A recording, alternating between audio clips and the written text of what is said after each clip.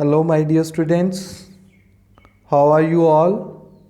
I hope all of you are very fine. Welcome to the math class.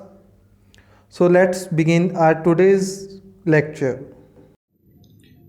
Yes, dear students, today we will start our class with the chapter number 5, complex number and quadratic equations. So, before starting the chapter complex number, I want to discuss some previous concepts that you have done in the earlier classes. जो हमने पहले किया है, मैं उन concepts के बारे में बात करूंगा पहले. पहले हमने क्या किया था, हम लोग इक्वेशन सॉल्व करते थे, राइट. एक हम डिस्क्रिमिनेंट भी कैलकुलेट करते थे. अगर आपको याद हो, हम लोग ax² plus bx plus C type की इक्वेशन को जब सॉल्व करते थे तो एक डिस्क्रिमिनेंट डी कैलकुलेट करते थे. डी क्या होता था हमारा, b² माइनस 4ac. और उसको कैलकुलेट करने के बाद हम लोग क्या बोलते थे कि अगर तो हमारा d ग्रेटर देन 0 है तब तो क्या हो जाता था हमारे पास रियल एंड डिस्टिंक्ट रूट्स. तब तो हमारे पास दो रूट्स आते थे, दोनों रियल होते थे एंड दोनों डिफरेंट होते थे, डिस्टिंक्ट होते थे. And when d is equal to 0, जब d 0 हो जाता था तब हम क्या बोल देते थे, रियल एंड इक्वल रूट्स, के हमारे दोनों रूट्स इक्वल भी आएंगे और रियल भी आएंगे. एंड जो थर्ड कंडीशन होती थी वो क्या होती थी कि जब हमारे पास d की वैल्यू लेस देन 0 आ जाती थी, मतलब नेगेटिव आ जाती थी, तो अब हम लोग क्या बोलते थे, इमेजिनरी रूट्स. जब तो हमारे पास d ग्रेटर देन 0 था हम सॉल्व करते थे, जब हमारे पास d इक्वल टू 0 होता था हम सॉल्व करते थे. बट जब हमारे पास d लेस देन 0 आ जाता था तब हम लोग क्या कर देते थे, वहीं पे क्वेश्चन छोड़ देते थे, क्योंकि तब हमें नहीं पता था कि इमेजिनरी रूट्स को कैसे कैलकुलेट करना है, राइट. बिकॉज हमने x कैलकुलेट करना था, उसमें क्या होता था, minus b plus minus under root D आता था और d ओवर 2a. बिकॉज हमें ये नहीं पता था कि अगर d लेस देन 0 आ गया, मतलब नेगेटिव आ गया, तो अंडर रूट में नेगेटिव को कैसे सॉल्व करना है, हमें अब तक ये नहीं पता था. But now we are able to do these calculations also. So now we will deal with the imaginary numbers. अब मैं बताऊंगा आपको कि imaginary numbers होते क्या हैं. imaginary numbers से पहले हम लोग बात करेंगे complex numbers की, ठीक है जी. आपको एक वैल्यू याद करनी है, बहुत इजी है, जो कि that is माइनस ऑफ 1 का अंडर रूट लेते हैं. जब लोग अंडर रूट -1, उसे हम लोग क्या बोल देते हैं, iota. We call it as iota, right. We use the symbol to denote under root of -1, that is iota. On squaring both sides we get -1 is equal to iota square. So that means iota square की value क्या हो जाएगी, -1, right. ये हमारे पास second thing आ गई. अब अगर हमारे पास आइटा क्यूब हो, iota cube, that means -1 under root and then cube. अब इसको सॉल्व करोगे, इसको कैसे लिख सकते हैं, आइटा इंटू आइटा स्क्वायर, और इसी फॉर्म में लिखोगे आइटा -1, आइटा स्क्वायर की वैल्यू -1. सो अगर हम इसको सॉल्व करें तो -1 एंड आइटा आ जाएगा. So that means iota cube is equal to -1 iota, और माइनस आइटा भी बोल सकते हो आप. And that we are going to use very much is iota raise to power 4. Iota raise to power 4 क्या हो जाएगा, आइटा स्क्वायर का स्क्वायर एंड आइटा स्क्वायर की वैल्यू -1, -1 का स्क्वायर क्या हो जाता है, 1. सो आइटा की पावर 4 हमारे पास क्या आ जाएगी, 1. सो ये याद कर लेना है, -1 अगर अंडर रूट में हो उसको हम लोग बोलते हैं आइटा, एंड उसका स्क्वायर करने पे आइटा स्क्वायर की वैल्यू आ जाती है -1 एंड आइटा क्यूब की वैल्यू होती है हमारे पास minus iota and iota raise to power 4 is equal to +1, right? I think this is clear to all of you. Now here we are going to write the complex numbers.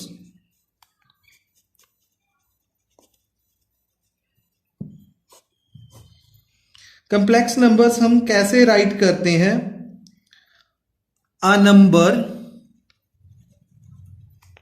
of the form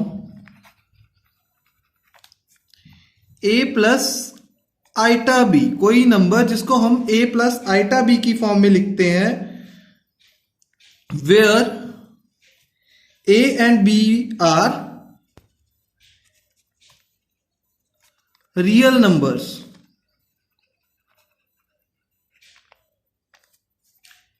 is defined as complex number. कोई भी number जिसको हम a plus iota B की form में लिखें, जिसमें a and b हमारे पास real numbers हो, तो उस पूरे नंबर्स को हम लोग क्या बोल देते हैं? Complex number. फॉर एग्जाम्पल, अगर हमारे पास लिखा गया हो 2 plus 4 iota, right? So that means ये क्या है? हमारे पास कॉम्प्लेक्स नंबर है. इसमें a की वैल्यू क्या है हमारे पास? 2 एंड आइटा के साथ वाला क्या होता है? b. So that means b की वैल्यू हमारे पास क्या है? 4. I think this is clear that what are the complex numbers. And इस कॉम्प्लेक्स नंबर में हमारे पास दो पार्ट्स होते हैं एंड इस कॉम्प्लेक्स नंबर को आप कैसे राइट कर सकते हो? z is equal to a plus iota b, जहां पे हमारे पास z क्या होगा? Complex number. कॉम्प्लेक्स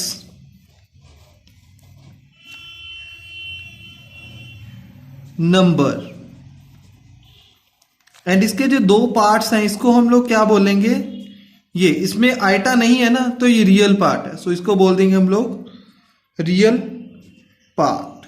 एंड जिसके साथ में आइटा आ गया उसको बोल देते हैं imaginary part.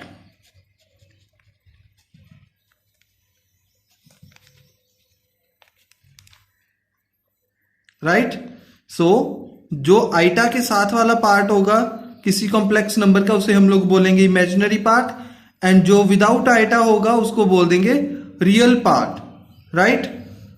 Dear students, now come to the algebra of complex numbers. Algebra में हम लोग क्या डील करते हैं? अलजेब्रा में हम लोग डील करते हैं एडिशन से, सब्ट्रैक्शन से, राइट, मल्टीप्लिकेशन से. So first of all we are dealing with the algebra of complex number in case of addition. जब हम लोग एडिशन की बात करेंगे, in addition first we have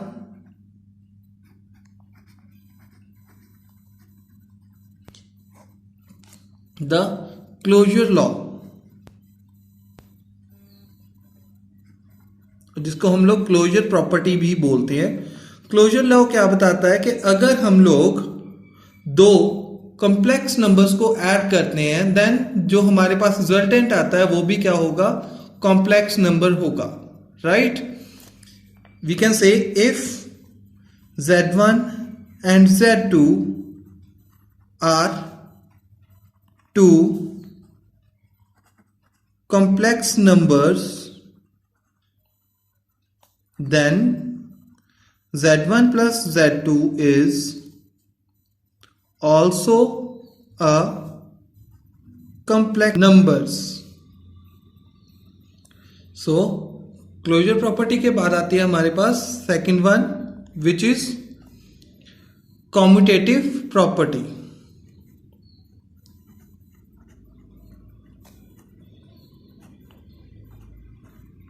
जिसको कॉम्यूटेटिव लॉ भी बोल सकते हो आप. उसमें क्या होता है? That z1 plus z2 is equal to z2 plus z1. मतलब ऑर्डर ऑफ एडिशन मैटर नहीं करता while adding to complex numbers, right. चाहे आप फर्स्ट वाले में सेकंड वाला ऐड करो, चाहे सेकंड वाले में फर्स्ट वाला कॉम्प्लेक्स नंबर ऐड करो, the order does not affect the results. This is the commutative property. Similarly now come to the third one property or the third one law, that is the associative law or associative property.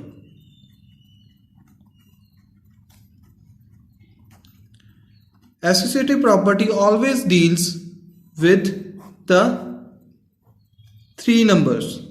Here it tells us that if we add z1 and z2 first and then as z3, or we can add z1 after, before that we add z2 and z3, then the result will not be affected.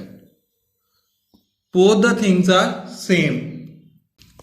Yes, after that now come to the fourth property or the fourth law, that is the existence of additive identity. So write existence of additive identity. What information does this fourth law gives? Existence of identity tells us that there exists a complex number called additive identity, on addition of which we get the same complex number. कोई ना कोई हमारे पास ऐसा number होगा जिसको अगर हम z में ऐड करें, किसी कॉम्प्लेक्स नंबर में ऐड करें, तो हमें आंसर में z ही मिले। ठीक है जी। आइडेंटिटी वही है कि जो z की आइडेंटिटी z को वापस कर दे। वो कौन होगा? जीरो को ऐड करते हैं हम लोग, क्या आ जाता है हमारे पास? वही नंबर आ जाता है जो पहले था। So that's why 0 is the additive identity of complex numbers. अब 0 को हम लोग ऐसे भी लिख सकते हैं, और we can write it also as 0 + 0 iota, right. So this is the additive identity of complex numbers. Similarly, as we have learned the existence of additive identity, there also we have existence of additive inverse. So write existence of additive inverse. Existence of additive inverse means कि कोई number ऐसा भी होगा जिसको अगर हम z में add कर दें तो हमारे पास क्या आ जाए? 0। ऐसा नंबर क्या होगा? -z। और फॉर एग्जांपल हम लोग बोल दें a + आइटा b हमारे पास नंबर है, इसकी हमारे पास एडिटिव इनवर्स क्या होगा? So a + b iota b have additive inverse -a - iota b. I think these all 5 laws are clear to all of you. Yes, dear students, now we are going to start with exercise 5.1. Exercise 5.1 में हमने क्या करना है? हर एक part में जो भी हमें दिया गया है क्वेश्चन, उसको a + iota b फॉर्म में लिखना है। So let's start solving. So first हमारे पास क्या दिया गया है? 5 आइटा मल्टीप्लाइड बाय -3/5 आइटा। अब मल्टीप्लाई, पहले 5 को इससे मल्टीप्लाई करोगे, सो मल्टीप्लाई डाल के लिख देते हैं -3/5 आइटा। अब 5 से 5 तो कैंसिल हो जाएगा, right. So we are having only -3 iota into iota, iota square. Iota square की वैल्यू हमारे पास क्या होती है? वी हैव कैलकुलेटेड ना, यस, हमने अभी पढ़ा था। आइटा स्क्वायर की वैल्यू होती है हमारे पास -1। सो माइनस माइनस प्लस, सो +3 आ गया। अगर हमने +3 को a + आइटा b की फॉर्म में लिखना हो तो हम लोग देख रहे हैं कि आइटा वाला कोई नंबर है हमारे पास? नो, अभी कोई नहीं है। सो विदाउट आइटा यस है, कौन है 3, सो दैट मीन्स ए की वैल्यू तो 3 है बट बी हमारे पास नहीं है, सो उसको डाल देंगे हम लोग 0, सो ए प्लस 0 आइटा, सो इसको हम लोग ऐसे लिख सकते हैं 3 प्लस 0 आइटा। इस नंबर को हमने कन्वर्ट कर दिया in the form of a plus iota B, right. Yes, now come to the question number 2. In the question number 2, again we have to express in the a plus iota b form, and the question provided is iota raised to power 9 plus iota raised to power 19. So इसको हम लोग convert कर देंगे in the power 4. So iota raised to power 4 raised to power 2. ये iota की power 4 raised to power 2, इसको हम iota raised to power 8 बोल सकते हैं। So एक iota रह गया, हमने उसको डाल देंगे multiply में, plus iota raise to power 4 को हम लोग 4 से मल्टीप्लाई करेंगे 16, 4 5 20 तो नहीं आ सकता, सो 4 4 16 के बाद कितने आइटा रह गए हमारे पास, 19 कंप्लीट करने हमने, सो हमारे पास रह जाएंगे only 3 iota, so we can write it as iota cube. So iota 4 की वैल्यू हमारे पास क्या होती है, दैट इज 1, सो 1 का स्क्वायर करेंगे वो भी 1 मल्टीप्लाइड बाय आइटा आ जाएगा। सिमिलरली ये भी आइटा रेज टू पावर 4, ये 1 आ जाएगा, 1 की पावर कुछ भी डालें 1 मल्टीप्लाइड बाय आइटा क्यूब। सो ये हमारे पास एक्सप्रेशन अब तक आ चुका है। अब हम लोग क्या देखते हैं, आइटा क्यूब की वैल्यू हमने क्या कैलकुलेट की थी, माइनस आइटा माइनस आइटा क्या आ जाएगा हमारे पास 0। एंड हमने अभी जब हमने किया था एग्जिस्टेंस ऑफ एडिटिव आइडेंटिटी, सो वहां पे हमने देखा था कि 0 को हम लोग कैसे लिखते थे, a प्लस आइटा b की फॉर्म में 0 plus 0 iota. Yes, you are right. Now come to the next question, that is the question number 3. So what is the question number 3? Question number 3 is iota raised to power minus 39. So write the solution here. हमें पता है कि power negative में हो तो हम लोग क्या करते हैं उसको डिनोमिनेटर में, so 1 over iota raise to power 39 डाल सकते हैं हम। एंड उसके बाद 39 कैसे बनेगा, हम आइटा 4 में कन्वर्ट करेंगे पहले इसको। अब 9 4 का क्या होता है हमारे पास 36, सो 36 के बाद कितने रह गए हमारे पास 3, सो 3 आइटा हम लोग ऐसे लिख देंगे मल्टीप्लाई में। सो ये तो हमारा हो गया 1, सो हमारे पास आ जाएगा 1 over iota cube. Iota cube की वैल्यू क्यों होती है हमारे पास 1 ओवर माइनस आइटा आ जाएगा, क्योंकि आइटा क्यूब की वैल्यू होती है माइनस आइटा। अब हम लोग क्या करेंगे, ऊपर नीचे न्यूमरेटर एंड डिनोमिनेटर दोनों में आइटा से मल्टीप्लाई कर देंगे, right. On multiplying we get iota in numerator, denominator में हमारे पास माइनस तो था, iota into iota square. So हमारे पास क्या आ जाएगा अब, iota over minus iota square की वैल्यू -1 माइनस प्लस वो we get iota. So iota को कैसे लिख सकते हैं, आइटा तो हमारे पास है, ठीक है, बट हमारे पास रियल पार्ट नहीं है ना, सो हम लोग लिख देंगे रियल पार्ट को 0। सो आंसर आ जाएगा 0 plus iota. I think this is clear to all of you. Okay dear students, our math class is over now, so have a good day.